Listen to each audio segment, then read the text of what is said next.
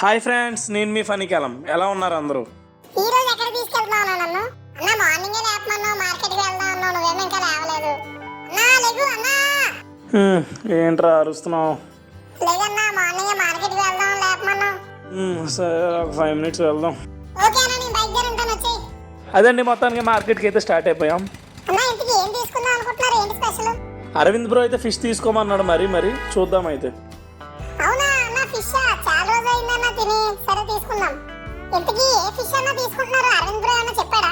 ఏదో చెప్పాడు రా, శీలావతి, బొచ్చు లేదా టోనా ఫిష్ ఉంటే తీసేసుకోమన్నాడు.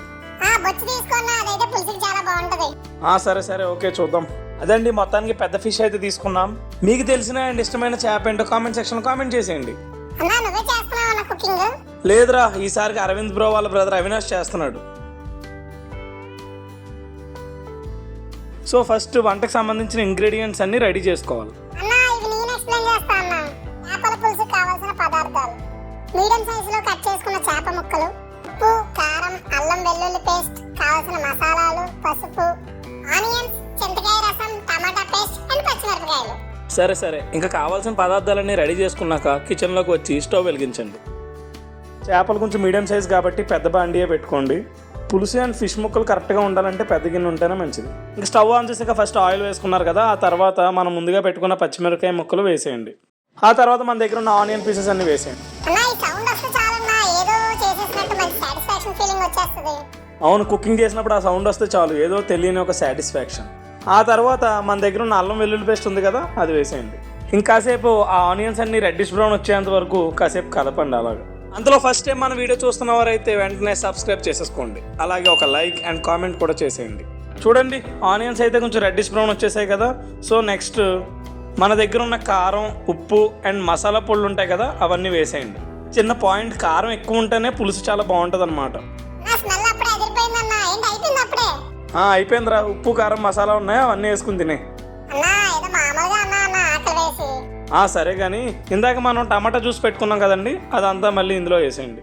ఆ టమాటా జ్యూస్ వేసుకున్నాక మొత్తం అంతటిని ఒక 5 to 10 minutes బాగా మరిగించండి. ఆ తర్వాత ఇందాక కలుపుకున్న చింతకాయ రసం ఉంది కదా, అది అండ్ వాటర్ కలపండి. సో ఆ గ్రేవీ అంతా పులుసులా వస్తుంది అనమాట. బాగా మరుగుతుండగా మనం ఇందాక పెట్టుకున్న చేప ముక్కలు ఉన్నాయి కదా, అదంతా అలా పేర్చండి మంచిగా.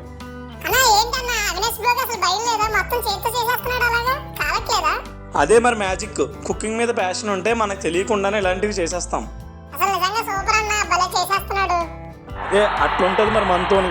అదండి, ఫస్ట్ చేప ముక్కలన్నీ గ్రేవీలో వేసుకున్నారు కదా, ఆ తర్వాత ఆ ముక్కలకి ఆ గ్రేవీ అంతా పట్టడానికి దాన్ని తిప్పి మరీ పెట్టుకోండి. అండ్ మీ అందరికీ చిన్న ప్రికాషన్, ఇదంతా నిపుణుల పర్యవేక్షణలో జరుగుతుంది కాబట్టి మా వాడు చేతితో చేసేస్తున్నాడు. మీరు మాత్రం జాగ్రత్తగా యుటెన్సిల్స్ ఏమన్నా యూస్ చేస్తూ చేయండి. సో నెక్స్ట్ ఏంటంటే, ఇందాక పీసెస్ అన్ని ప్యాన్లో పెట్టాం కదా, ఇప్పుడు నెక్స్ట్ మూత పెట్టేయండి. ఇప్పుడు 5-10 minutes బాగా మరిగిన తర్వాత ఒకసారి మూత తీయండి. అరే ఆగరా, ఇంకా అవ్వలేదు. సో ఇప్పుడు ఆ ముక్కల్ని చేత్తో నెమ్మదిగా కలపండి. చేత్తోనే, ఎందుకంటే ముక్క విడిపోకుండా ఉండడానికి. ఆ తర్వాత ఒకసారి సరిగ్గా ఉడికిందో లేదో చూసుకోండి. కొంచెం గ్రేవీలా వచ్చింది కాబట్టి మనకి ఇంకా పులుసులా కావాలంటే ఇంకొంచెం వాటర్ వేసి కాసేపు మరగనివ్వండి. సో ఇంకా 5-10 minutes బాగా సిమ్లో మరిగిన తర్వాత అంతే, ఇంకా మన పులుసు రెడీ అయిపోయినట్టే. కొంతమంది ఉప్పు కారాలు ఎక్కువ ఏమైనా తినాలనుకుంటే దాన్ని కొంచెం యాడ్ చేసుకుని ఇంకాసేపు మరగనివ్వండి, సరిపోతుంది. అంతే అండి. ఆ తర్వాత మంచిగా కొత్తిమీరతో దాన్ని ఫుల్గా గార్నిష్ చేసుకోండి. ఇంకా కొత్తిమీరతో గార్నిష్ చేసుకున్నాక ఒకసారి చేతితో కూరని బాగా కలిపి ఒక 5-10 minutes సిమ్లో మరగనివ్వండి. అంతే, ఇంకా మన చేపల పులుసు రెడీ అయిపోయినట్టే. అంతే. ఆ తర్వాత వేడి అన్నంలో ఈ చేపల పులుసు వేసుకుని అలా పొంగులుగా చల్లారకుండానే తినేయండి, చాలా బాగుంటుంది. సరే వస్తున్నా, అందరం తినేద్దాం. అంతే అండి, ఇంకా తెలుసు కదా. మీ అందరికి ఈ వీడియో నచ్చినట్టయితే లైక్ చేసి, షేర్ చేసి, కామెంట్ చేసి, సబ్స్క్రైబ్ చేయండి. నేను మీ ఫణికలం. థ్యాంక్స్, నమస్తే.